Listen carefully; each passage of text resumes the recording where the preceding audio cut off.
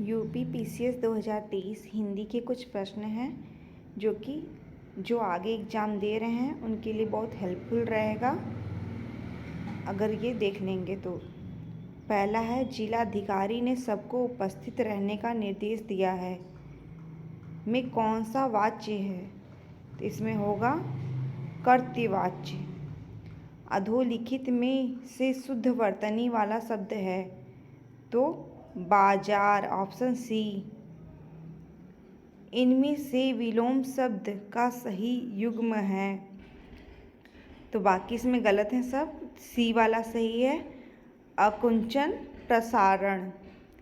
फिर है चौथा, निम्नलिखित में से एक शब्द युग्म सरस्वती का पर्यायवाची नहीं है। बाकी सब हैं, भारती सरस्वती का है, गीरा भी है और शारदा भी है। हेम और हिरण्य ये सरस्वती का पर्यायवाची नहीं है। नहीं पहले से देख लीजिए, नहीं तो गलत हो जाता है, इस पे मार्क कर लेना चाहिए। अनेकार्थी शब्द प्रभाव का इसमें से एक अर्थ नहीं है, वह कौन है? तो है प्रभाव का एक अर्थ नहीं है, प्रभाव का क्या होगा? विग्रह नहीं है, बाकी सभी हैं। अत्यधिक में कौन सी संधि है? तो अत्यधिक में यड़ संधि है। फिर इसके बाद है सातवां, निम्नलिखित में से कौन सी लोकोक्ति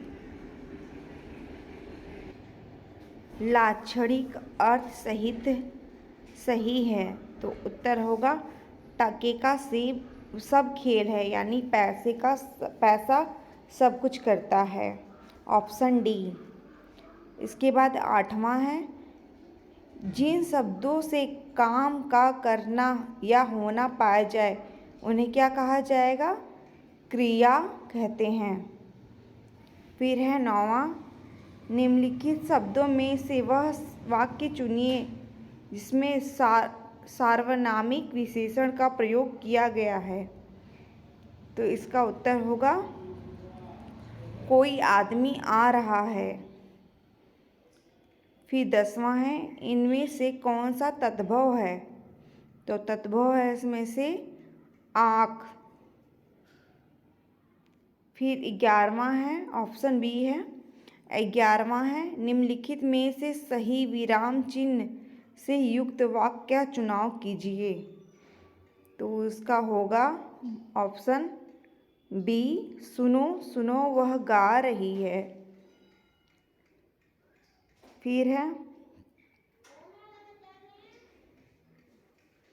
फिर एक गद्यांश दिया गया है 12 से 16 तक इसमें प्रश्न है, उसके आधार पर उत्तर देना है।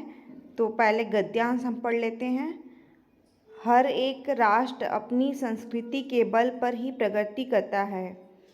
सांस्कृतिक धरोहर के माध्यम से ही वह अपना जीवन सुखी, उपयोगी, शांत व आनंदमय बना सकता है। सभ्यता और संस्कृति में घनिष्ठ संबंध होते हुए भी अंतर है। जीवन को श्रेष्ठ और उन्नत बनाने की साधनाओं का नाम संस्कृति है और उन साधनाओं को प्राप्त जीवन प्रणाली का नाम सभ्यता है। किसी राष्ट्र की भौगोलिक परिस्थिति का भी उनकी संस्कृति पर प्रभाव पड़ता है।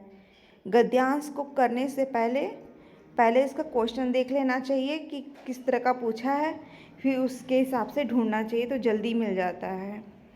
तो इसमें पहला 12वां होगा, गद्यांश की सबसे पहला है। गद्यांश का सही शीर्षक क्या होगा? तो इसका शीर्षक होगा ऑप्शन डी, राष्ट्र के विकास में संस्कृति का योगदान। फिर इसके बाद 13वां है, सभ्यता और संस्कृति में घनिष्ठ संबंध होते हुए भी अंतर है, ऑप्शन डी। गद्यांश में किस शब्द का प्रयोग नहीं है? तो ये देखना पड़ेगा किस शब्द का नहीं है। तो प्रकृति का नहीं है, परिस्थिति का है, सभ्यता का है, संस्कृति का है, पर प्रकृति का नहीं है। फिर 15वां प्रश्न है, प्रत्येक राष्ट्र की संस्कृति वहाँ की तो भौगोलिक परिस्थितियों पर भी निर्भर होती है। Option A. राष्ट्र किसके बल पर प्रगति करते हैं?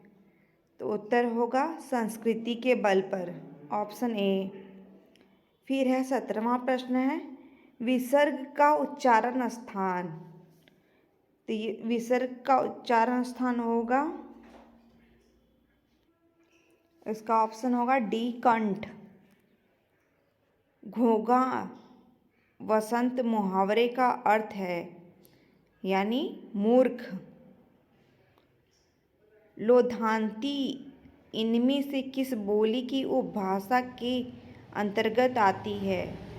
तो उत्तर होगा बुंदेली। फिर 20वां प्रश्न है, निम्नलिखित में से किस एक वाक्य के एक शब्द में व्यंजन वर्ण संबंधित अशुद्धि है, यानी गलती है, तो उसे धोखा देकर लूट लिया। धोखा होगा, धोखा नहीं होता है, तो ये ऑप्शन ए। फिर 21वां प्रश्न है, अवधि किस अपभ्रंश से विकसित हुई है? तो ये होगा अर्धमगधी अपभ्रंश से। फिर है, गंगा का पर्यायवाची शब्द नहीं है। गंगा का बाकी है, देवनदी है, भागीरथी भी है, त्रिपथगाह भी है, पर ए ऑप्शन नहीं है, रवि तनया नहीं है। फिर 23वां प्रश्न है, निम्नलिखित में से शुद्ध वाक्य है। तो शुद्ध वाक्य इसमें क्या है? श्री कृष्ण के अनेक नाम हैं। Option D. फिर 24वां प्रश्न है, द्विरुक्ति संबंधित अशुद्ध शब्द नहीं है।